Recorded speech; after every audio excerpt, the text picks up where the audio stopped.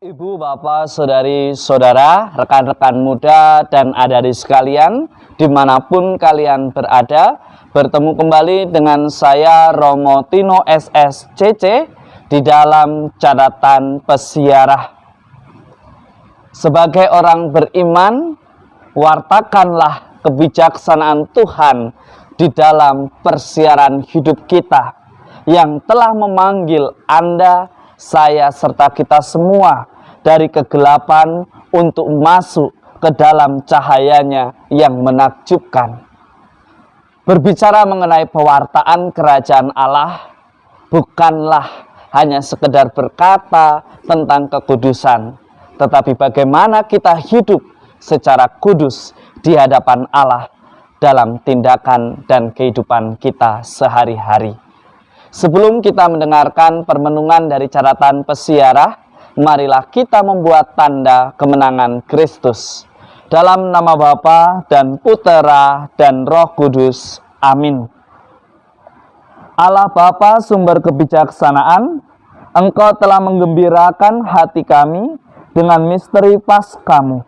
Bantulah kami untuk melaksanakan karya-karya baik yang berkenan di hadapan-Mu di dalam persiaran hidup kami.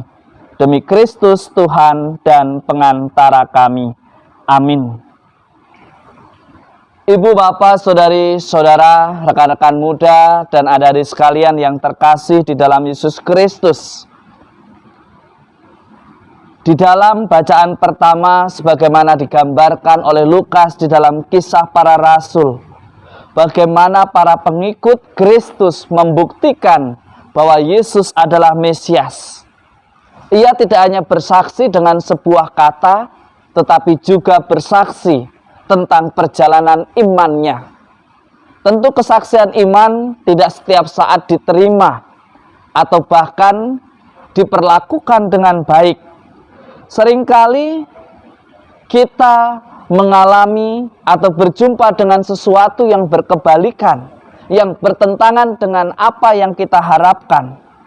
Tetapi lihatlah mereka semua berbicara dengan sangat mahir soal kitab suci dan firman yang disampaikannya. Karena mereka tidak hanya mengetahui, tidak hanya membaca, tetapi merefleksikan, mendengarkan, menemukan, dan melaksanakan di dalam persiaran hidup mereka sehari-hari. Pada akhir pekan ini, atau yang bisa kita kenal dengan Sabtu Iman, kita kembali diingatkan sebagai orang yang mengenal Kristus. Yang terpenting di dalam hidup ini adalah kita bertumbuh di dalam iman. Beriman sebagai tanggapan atas panggilan Tuhan. Kita diajak untuk senantiasa menerima Roh Kudus, membuka hati kita agar dipimpin oleh Roh Kudus di dalam setiap langkah kehidupan kita. Sebagaimana dikatakan oleh Tuhan Yesus kepada kita semua, jelas, sesungguhnya segala sesuatu yang kamu minta kepada Bapa akan diberikannya kepadamu dalam namaku. Sampai sekarang kamu belum meminta sesuatu pun dalam namaku. Maka mintalah, maka kamu akan menerima, supaya penuhlah sukacitamu. Seringkali ketika kita menjalani perjalanan hidup kita, menemukan persoalan dan kita merasa menderita, seringkali yang terjadi bukan meminta kekuatan, tetapi justru mempertanyakan, Tuhan, mengapa hal ini terjadi dalam hidupku?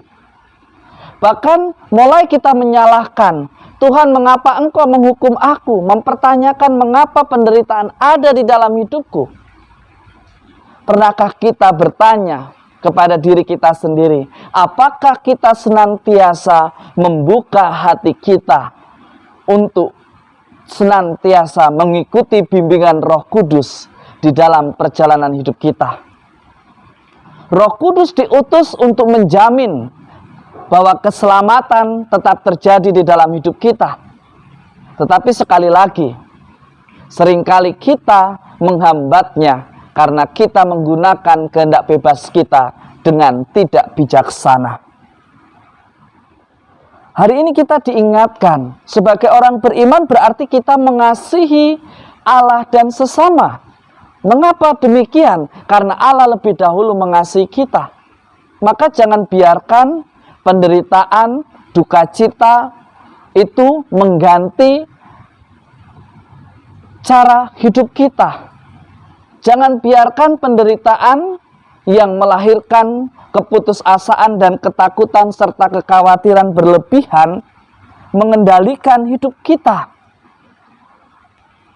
Allah Bapa yang Maha Setia, yang senantiasa mengasihi Anda, saya, serta kita semua, yang setiap dalam ekaristi, dalam satu roti yang dibagi-bagikan ini, kita diingatkan sebagai orang beriman untuk terus membangun dan memperbarui diri kita sebagai orang beriman, sebagai keluarga umat Allah, sehingga kita betul-betul mampu menimba cinta kasih yang sejati di dalam hidup kita.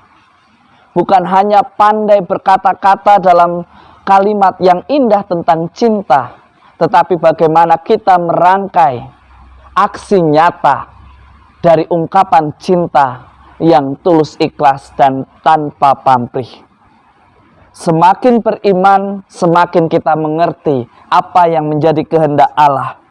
Semakin berani berserah kepada Allah. Semakin memandang kemuliaan Allah di dalam hidupnya. Karena Allah sudah membuat kita begitu mulia dan luhur.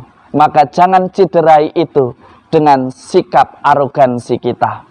Semoga berkat Tuhan senantiasa melindungi dan memberkati kita, Bapa dan Putera dan Roh Kudus. Amin. Sebagai orang beriman dari hari ke hari, Anda dan saya serta kita semua senantiasa diajak untuk memperbaharui diri, agar kita semakin bertumbuh di dalam kasih. Semakin beriman, seorang beriman akan semakin mengerti dan memahami bahwa cinta kasih yang sejati senantiasa tidak menunggu dan menuntut suatu balasan. Karena dia mencintai, karena Tuhan lebih dahulu mencintai dan menjadikan dirinya berarti. Selamat berakhir pekan, Tuhan Yesus memberkati. Amin.